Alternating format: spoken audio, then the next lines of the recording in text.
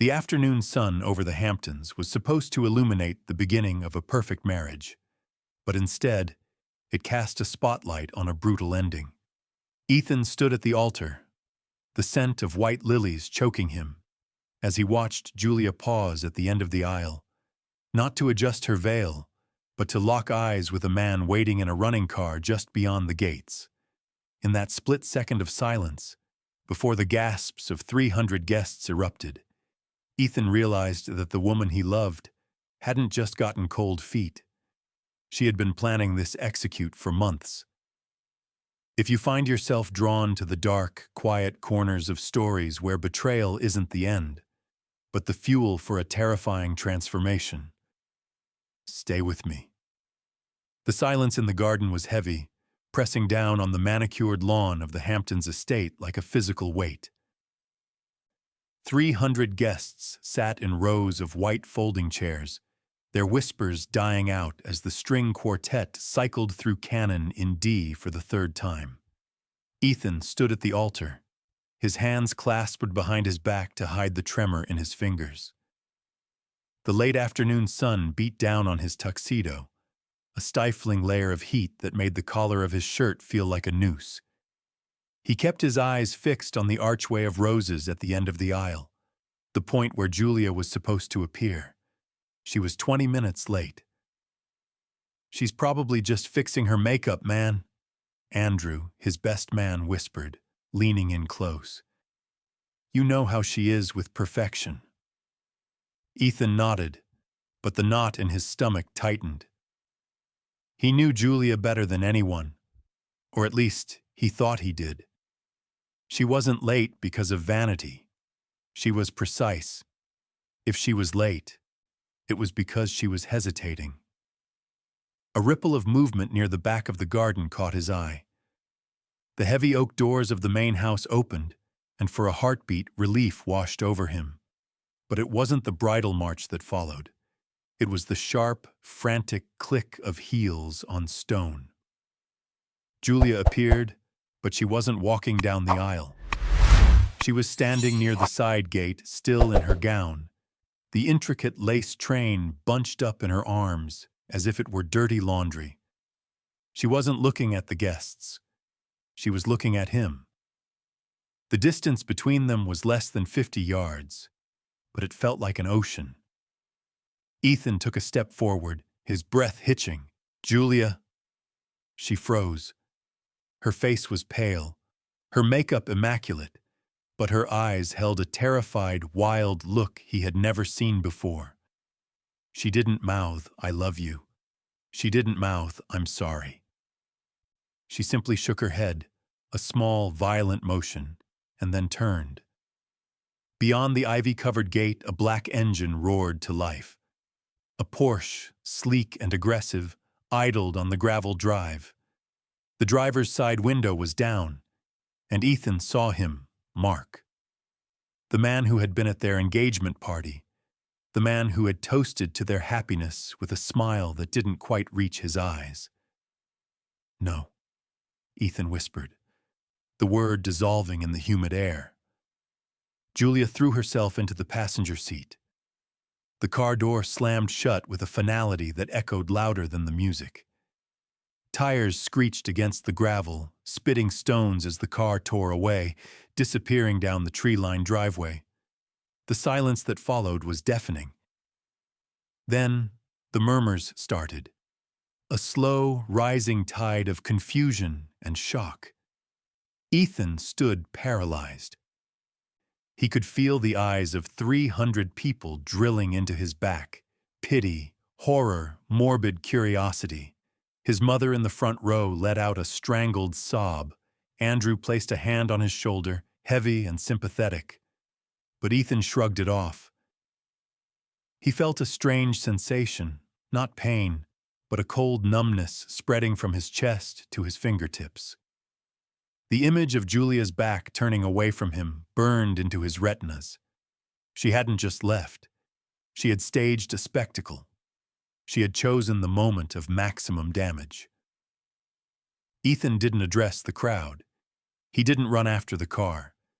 He simply untied his bow tie, letting it hang loose around his neck, and walked past the stunned officiant. He walked off the raised platform, bypassed the aisle entirely, and cut through the flower beds, crushing the expensive hydrangeas under his dress shoes. He walked straight into the main house, through the empty kitchen where the caterers were prepping the reception dinner that would never be eaten, and out the service exit. He didn't stop until he reached his own car. He sat in the driver's seat, the silence of the cabin wrapping around him. His phone buzzed in his pocket. A text, then another, then a flood. He pulled it out. "Where are you?" "Ethan, what is happening? Did she really just leave?" He looked at the screen, at the wallpaper photo of him and Julia laughing in Paris. With a steady hand, he powered the device down. He didn't just want to leave the wedding. He wanted to leave the life that had made this humiliation possible. He started the engine, backed out, and drove in the opposite direction of the city, toward the small regional airport. He was done explaining. He was done waiting. Ethan was about to become a ghost. The drive from the Hamptons to Kennedy International Airport usually took 2 hours in summer traffic, but Ethan drove with a singular, terrifying focus that blurred the highway into a gray ribbon. He didn't turn on the radio. The only sound in the car was the rhythmic thrum of the tires against the asphalt and the incessant, angry buzzing of the phone on the passenger seat. It vibrated against the leather like a dying insect. His mother, Andrew, his boss, even Julia's parents. The screen lit up the darkening cabin with names that belonged to a life he had already decided to vacate. He pulled into a rest stop near Manorville, the gravel crunching loudly under the wheels of his sedan. The air was cooling, the humidity breaking into a stiff wind. Ethan killed the engine and sat there for a moment, his hands gripping the steering wheel until his knuckles turned white. He wasn't crying. The shock had bypassed grief entirely and settled into a cold, hard resolve. He was an engineer. When a structure was compromised beyond repair, you didn't patch the cracks. You initiated a controlled demolition. He picked up the phone. He didn't unlock it to read the messages. He didn't want to see the apologies or the "Are you okay?" texts that were surely piling up. Instead, he opened his banking app. His fingers moved with precision. Transfer, savings to checking, investments liquidated. It would take days for the trades to clear, but the orders were in. He moved everything into a single global account he had opened years ago for overseas consulting work, an account Julia didn't know existed. Next, his email. He drafted a message to the senior partners at his firm. There was no explanation, no mention of the wedding, no request for a leave of absence. Effective immediately, I resigned from my position. Please forward my final check to the address on file. Do not contact me. Sent. He stepped out of the car. The wind whipped at his undone bow tie. He walked over to a trash can near the vending machines. He looked at the phone one last time, the digital leash that connected him to every person who had just watched him get destroyed. He dropped it into the bin. It landed with a dull thud on top of a discarded soda cup. He didn't look back. At the airport, Ethan was an anomaly. Still wearing his tuxedo trousers and dress shirt, stripped of the jacket and tie, he looked like a man walking home from a party that had gone on too long. He approached the ticket counter, his face a mask of indifference. "Next flight to the West Coast," he said. His voice was raspy, unused. The agent typed, glancing up at his attire with a flicker of curiosity she quickly suppressed. "I have a red-eye to Seattle boarding in 40 minutes. One way or round trip?" "One way." He paid with a debit card. He had no luggage, no checked bags, no carry-on. Just the wallet in his pocket and the clothes on his back. Passing through security, he felt a strange lightness. It wasn't relief exactly. It was the absence of weight. The weight of the apartment in Tribeca, the weight of the dinner parties he hated, the weight of Julia's expectations. He sat at the gate watching the planes taxi on the tarmac, their red and green lights blinking in the twilight. He caught his reflection in the dark glass. He looked older than 32. The softness around his eyes was gone. Ethan took off his left shoe, then his sock. He reached into his pocket and pulled out the platinum wedding band he had been carrying, the one he was supposed to place on Julia's finger. He also removed the engagement ring she had mailed back to him 2 weeks ago for cleaning. A lie, he realized now. She had just wanted it off her finger so she wouldn't feel the guilt while she was with Mark. He dropped both rings into the trash bin next to the gate agent's podium as he boarded. He didn't watch them fall. As the plane climbed into the night sky, banking over the glittering grid of New York City, Ethan didn't look down at the life he was leaving. He stared straight ahead at the seat back in front of him. The man who had stood at the altar was dead.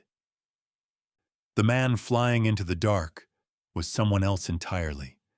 Someone who would never let anyone get close enough to hurt him again. New York faded into the black Atlantic behind him. Seattle waited in the rain. The rain in Seattle was different from the summer storms in the Hamptons. It wasn't dramatic or explosive. It was a constant gray curtain that blurred the edges of the world. For the first 6 months, Ethan lived in a studio apartment in Belltown that smelled faintly of damp concrete and coffee. He didn't mind. The grayness suited him. It matched the static in his head. He legally changed his name 3 weeks after landing. He dropped his last name, the one his father had given him, the one printed on the wedding invitations. He became Ethan Vance. It was a small change, a clerical shift, but it created a necessary firewall. Ethan didn't go back to structural engineering. He knew how buildings stood up, but he was no longer interested in the physics of support. He was interested in ownership. He used the capital he had liquidated to buy into a small, struggling logistics firm that serviced the booming tech sector. He applied the same ruthless logic to the balance sheets that he used to apply to load-bearing walls. If a component was weak, you didn't shore it up with hope. You cut it out. By year 3, the studio apartment was gone. Ethan moved into a glass-walled condo overlooking the Puget Sound, but he treated it like a hotel room.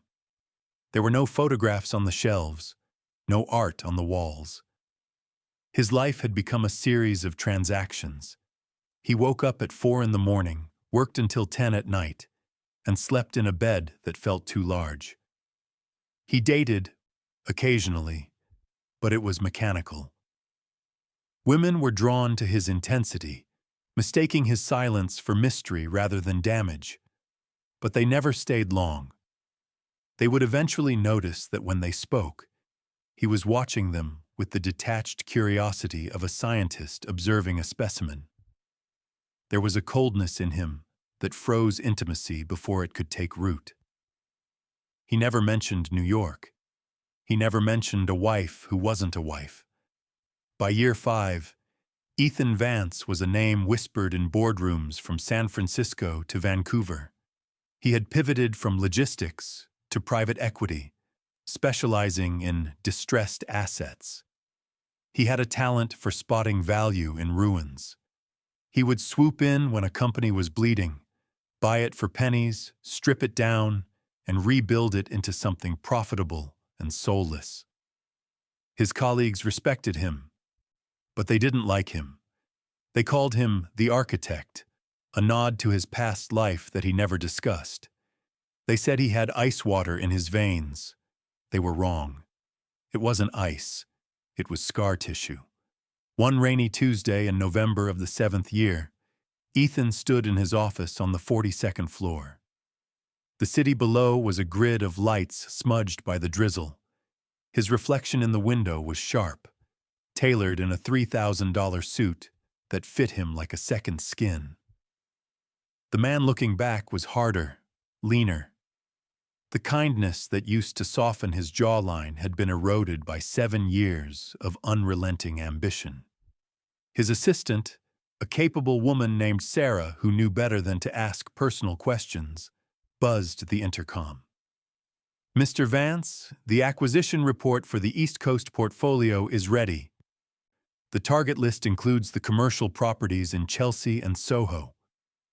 Ethan turned away from the window. "Bring it in." He sat at his desk, the mahogany surface bare except for a laptop and a single fountain pen. Sarah placed the thick file in front of him.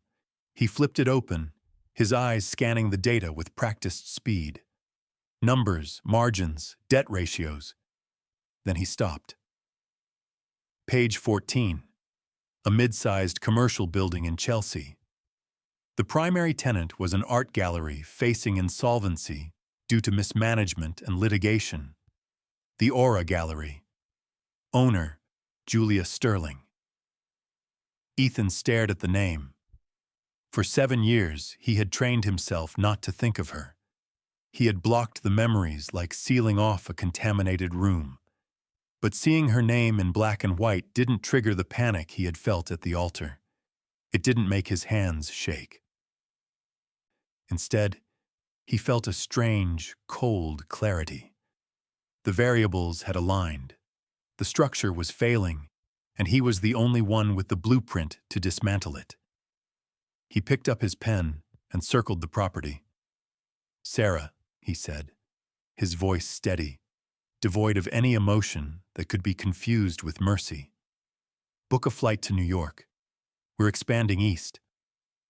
The penthouse on the Upper East Side had a view that cost $3 million, but inside the air was stale with the smell of scotch and panic. Julia stood by the floor-to-ceiling window, her forehead resting against the cold glass. Below, the city glittered with an indifference that made her stomach turn. Behind her, the sound of ice clinking against a tumbler was gratingly loud. "Stop pacing, Jules. You're making me nervous," Mark said. His voice was thick, slurred. He was sprawled on the Italian leather sofa, his tie undone, looking nothing like the golden boy who had whisked her away in a Porsche 7 years ago. The hedge fund manager who had promised her the world was now a man waiting for a subpoena. "The bank called again, Mark," Julia said, not turning around. "They're freezing the joint accounts on Monday. Something about the SEC investigation expanding." "It's a witch hunt," Mark snapped, waving his glass. "My lawyers will handle it. Just give it a few months." "A few months?" Julia spun around, her eyes blazing. "I don't have a few months. The gallery is 3 months behind on rent. The landlord is threatening eviction. My artists are pulling their collections because they know we're insolvent. I can't pay them with your promises, Mark." Mark laughed, a bitter, ugly sound. "Your gallery. That vanity project? Let it go. It's a money pit anyway." Julia felt a cold spike of hatred so pure it frightened her. The gallery wasn't a vanity project. It was the only thing she had built herself. The only place where she wasn't just Mark's wife or the woman who ran away. It was her sanctuary. And because she had leveraged it to cover Mark's margin calls last year, it was now dragging her down with him. She walked out of the living room, leaving him to his drink. She couldn't look at him. Every time she did, she saw the mistake she had made. She saw the ghost of the choice she had walked away from in the Hamptons. In her home office, she sat in the dark, the glow of her laptop screen illuminating her tired face. She was 36, but tonight she felt 50. Her inbox was a graveyard of unpaid invoices and polite refusals from donors. Then, a new email chimed. It was flagged as high priority from her assistant, Elena. Subject: Urgent, Acquisition Inquiry, Vantage Group. Julia frowned. She clicked it open.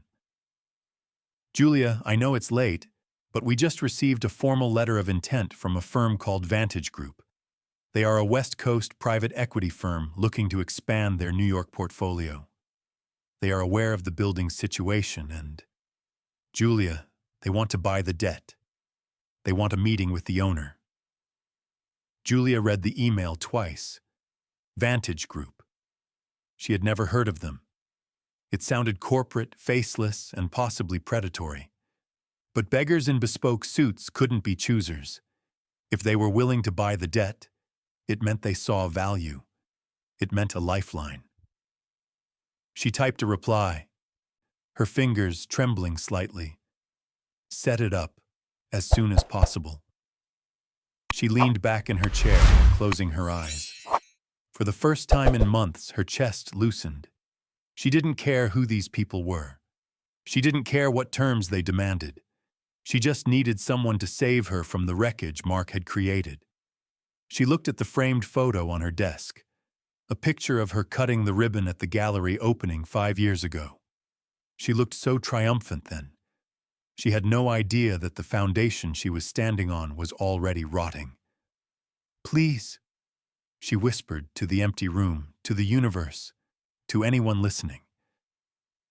Just give me a chance to fix this. She had no idea that the universe was indeed listening, and that the hand reaching out to pull her from the fire was the same hand she had slapped away 7 years ago. The Gulfstream G650 touched down at Teterboro Airport with a whisper of rubber against concrete, a stark contrast to the commercial red-eye flight Ethan had taken out of JFK 7 years ago. Then, he had been a passenger squeezed into seat 24A, fleeing a life that had imploded. Now he was the owner of the jet, returning to a city he had systematically outgrown. A black SUV was waiting on the tarmac. Ethan stepped out into the biting New York wind. It smelled of jet fuel and distant ocean salt, a scent that used to trigger memories of weekends in the Hamptons. Now, it just smelled like opportunity. "Welcome back, Mr. Vance," the driver said, holding the door open. Ethan didn't correct him. He didn't feel like he was back. He felt like an invader surveying a captured territory. The drive into Manhattan was a smooth blur of gray highway and steel bridges. As the skyline rose up to meet them, the Empire State Building, the jagged edge of the World Trade Center, Ethan felt nothing. No nostalgia, no anxiety. He checked his watch. It was a Patek Philippe, heavy and cold on his wrist. Time, once his enemy, was now just another asset he controlled. Vantage Group had leased the top 3 floors of a Glass Needle in Hudson Yards for their East Coast expansion. The office was a temple of minimalism. White marble floors, soundproof glass walls, and a view that reduced the chaotic streets below to silent moving toys. Ethan walked through the lobby, his footsteps echoing with a rhythmic precision that made the junior analysts look up from their screens and quickly look back down. He was a myth to them, the West Coast architect who turned ruins into gold. They had no idea that the ruin he was most interested in was sitting just 20 blocks north. He entered his corner office. Sarah was already there, arranging a stack of files on the floating glass desk.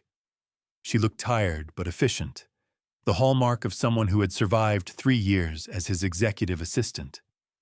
"The transition team is set up in the conference room," Sarah said, tapping her tablet.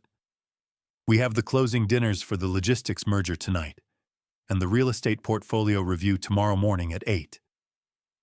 Ethan walked to the window, staring out at the Hudson River. "And the gallery?" Sarah paused. The Aura Gallery? I have them penciled in for tomorrow afternoon. Honestly, Ethan, I was going to assign that to one of the associates. It's a small acquisition, barely a blip on the quarterly sheet. The debt structure is messy, but straightforward. You don't need to waste your time on a tenant dispute. No, Ethan said. He turned around, his silhouette cut sharp against the bright sky. I'll take that meeting myself.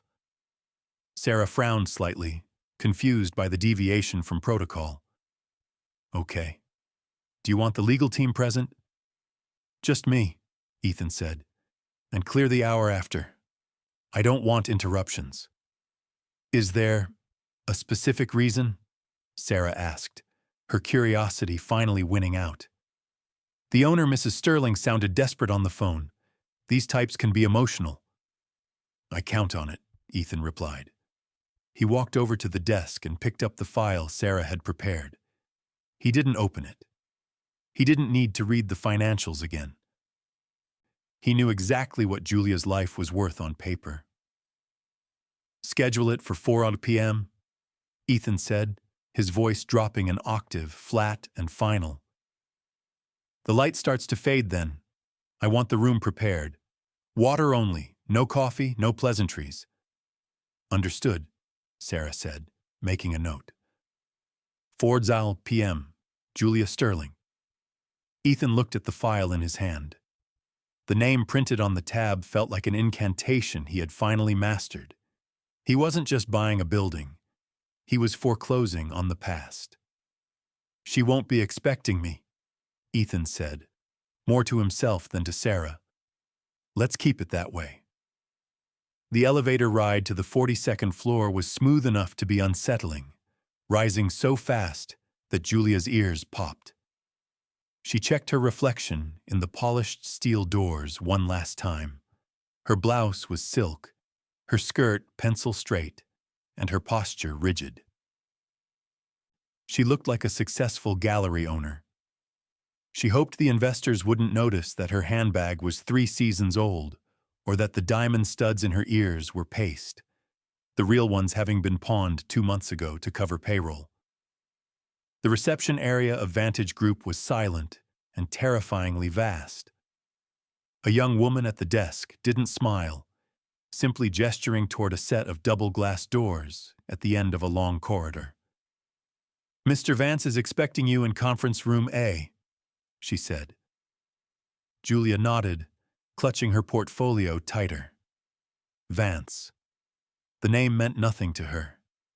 She imagined a gray-haired man in his 60s, perhaps a corporate raider looking for a tax write-off. She had rehearsed her pitch a dozen times in the cab ride over. She would focus on the building's heritage, the potential of the neighborhood, the cultural capital. She just needed him to sign the check. She walked down the hallway, the sound of her heels absorbed by the thick carpet. The door to conference room A was open. The room was bathed in the golden horizontal light of the late afternoon sun. It was cold, the air conditioning humming with a low, expensive purr. At the far end of the room, a man stood facing the floor-to-ceiling window, his back to her. He was tall, his silhouette sharp against the blinding glare of the Hudson River. Julia cleared her throat, stepping across the threshold. Mr. Vance? The man didn't turn immediately. He finished taking a sip from a crystal tumbler of water, placing it down on the long marble table with a deliberate, soft click.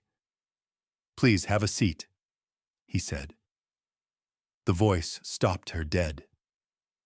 It was deeper than she remembered, stripped of its warmth and resonance. But the cadence was unmistakable. It was a voice that had once whispered promises to her in the dark.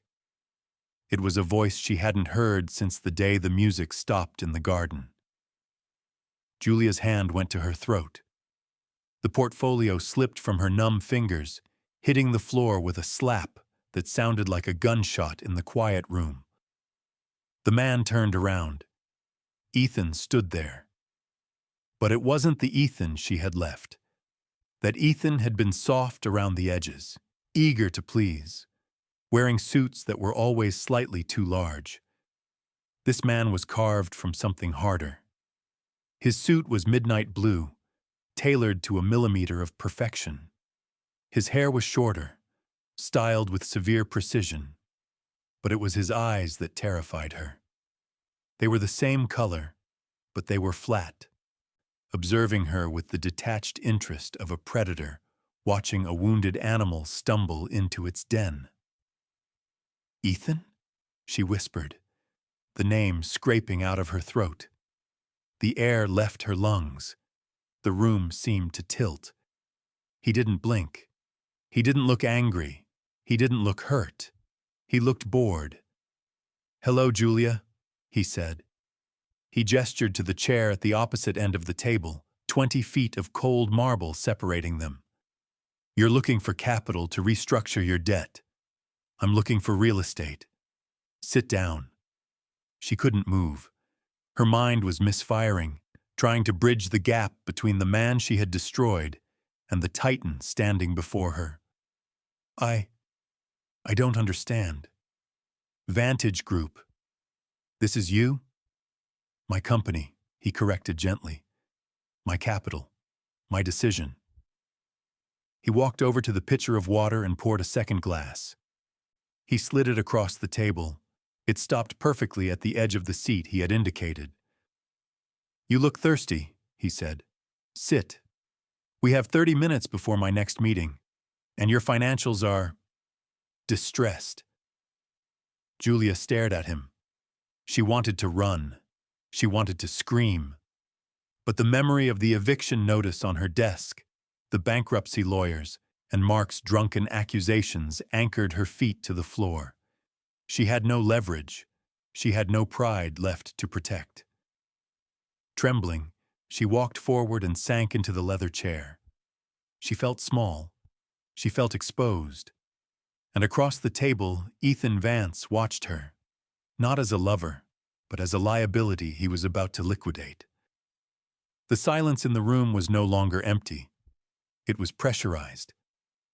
Julia picked up the glass of water, her hands shaking so violently that a few drops spilled onto the mahogany table. She didn't reach for a napkin. She just stared at the small, dark, wet spot, unable to look up at him. "The number's on page 4, Ethan said, his voice cutting through the quiet like a scalpel. "You're leveraged at 80%. The building requires significant structural remediation. You aren't looking for a partner, Julia. You're looking for a bailout." Julia looked up then. The professional mask she had worn into the room crumbled. Her eyes were rimmed with red, the mascara smudged slightly in the corner, a flaw the old Julia would have fixed instantly. "It wasn't supposed to be like this," she whispered. "The market doesn't care about intent," Ethan replied, leaning back in his chair. "It cares about solvency." "I'm not talking about the market." Her voice cracked, rising in pitch. She stood up, bracing her hands on the table, leaning toward him. "I'm talking about us. About me. Ethan, look at me." Ethan didn't flinch. He looked at her. He took in the fine lines around her mouth, the anxiety radiating from her posture. He searched for the anger he thought he would feel. He searched for the hate. But there was only a dull, distant ache, the phantom pain of a limb that had been amputated years ago. "I know what you think," she said, her words tumbling out now, desperate and fast. "You think I'm a monster. You think I plan to hurt you. But I was 29, Ethan. I was scared. I felt suffocated by how safe everything was with you. Mark promised me excitement. He promised me the world." She let out a bitter, choked laugh. "And he gave me hell. He's a gambler, Ethan. He gambled away our savings, his clients' money, and now he's going to prison. I've been living in a nightmare for 5 years. I sleep in the guest room. I work 18 hours a day just to keep the lights on. She began to walk around the long table, closing the distance between them. It was a calculated move, instinctive and dangerous. I made a mistake, she said softly, stopping just a few feet from his chair. A terrible, youthful mistake. But haven't I paid for it? Look at me, I'm begging you. Not as a businessman, but as the man who used to promise he'd always take care of me. Ethan smelled her perfume. It was the same scent she had worn that day in the garden, jasmine and sandalwood. For a split second, the sensory memory triggered a reflex deep in his brain, a desire to comfort her. It was a biological trick, a ghost in the machine. He looked at her hand resting on the back of his leather chair. She was close enough to touch. "You aren't sorry," Ethan said.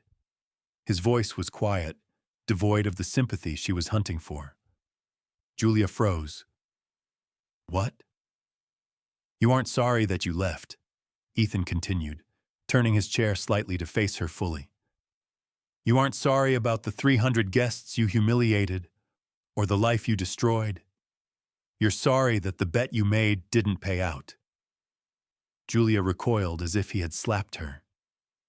"That's not fair." "Fair is a concept for children," Ethan said. He stood up, towering over her. "You traded a boring, stable structural engineer for a high-risk hedge fund manager. It was an investment strategy, Julia. And now that the asset has depreciated to zero, you want to hedge your losses with the past." He walked past her, moving to the window to look out at the city lights. He felt the phantom pain fade, replaced by the cold, hard certainty of steel. "You said you wanted excitement," Ethan said to the glass reflection. "This is it. This is the part where the cliffhanger ends and you hit the ground." He turned back to her. She was weeping now, silent, ugly tears that ruined the silk of her blouse. She wasn't beautiful in her grief. She was just defeated. "Please," she choked out. "The gallery is all I have left. If I lose the building, I lose everything. Don't do this out of spite." "I don't do anything out of spite," Ethan said, walking back to the table and closing the file with a final, heavy thud. "I do it for yield." He pressed the intercom button on the table. "Sarah," he said, "we're finished here. Bring in the legal team for the closing terms." Julia stared at him, her mouth slightly open, the realization slowly dawning on her. He hadn't brought her here to save her. He hadn't even brought her here to yell at her. He had brought her here to show her that she no longer existed to him as anything other than a line item on a ledger.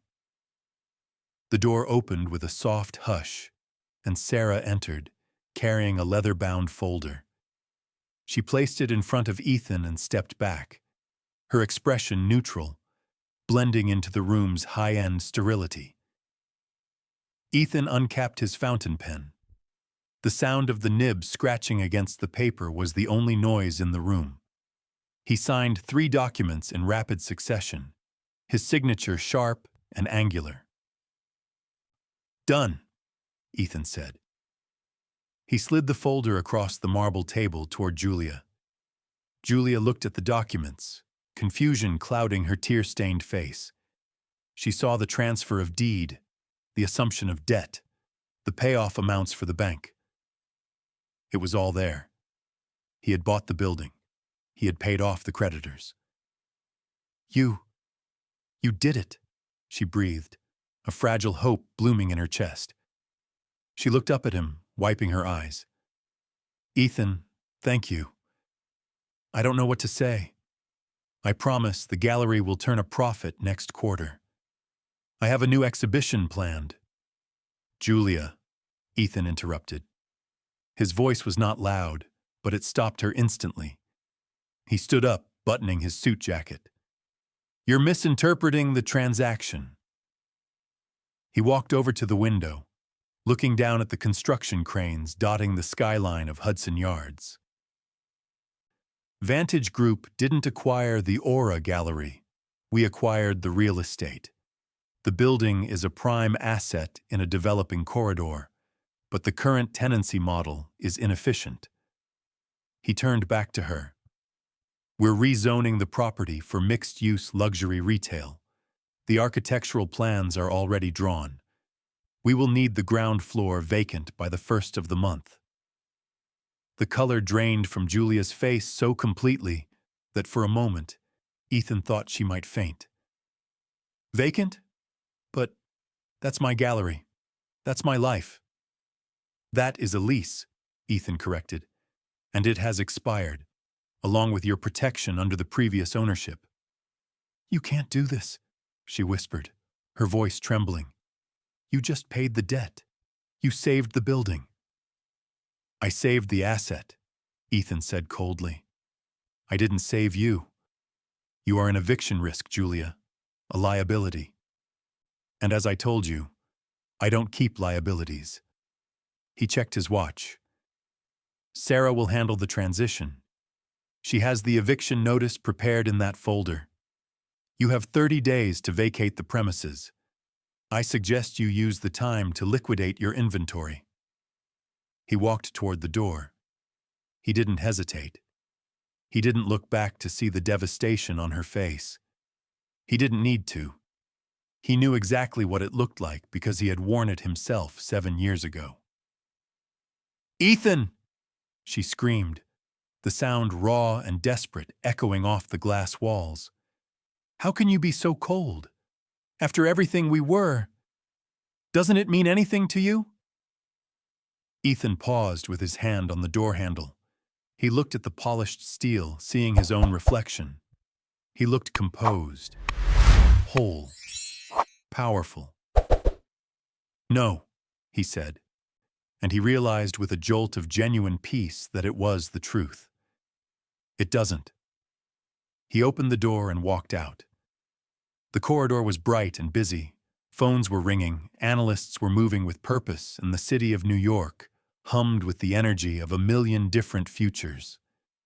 Ethan Vance walked toward the elevator, loosening his tie just a fraction. He felt lighter than he had in years. Behind him, in the soundproof glass room, a woman sat alone at a long table, burying her face in her hands as the sun finally set, leaving her in the dark. The debt was paid.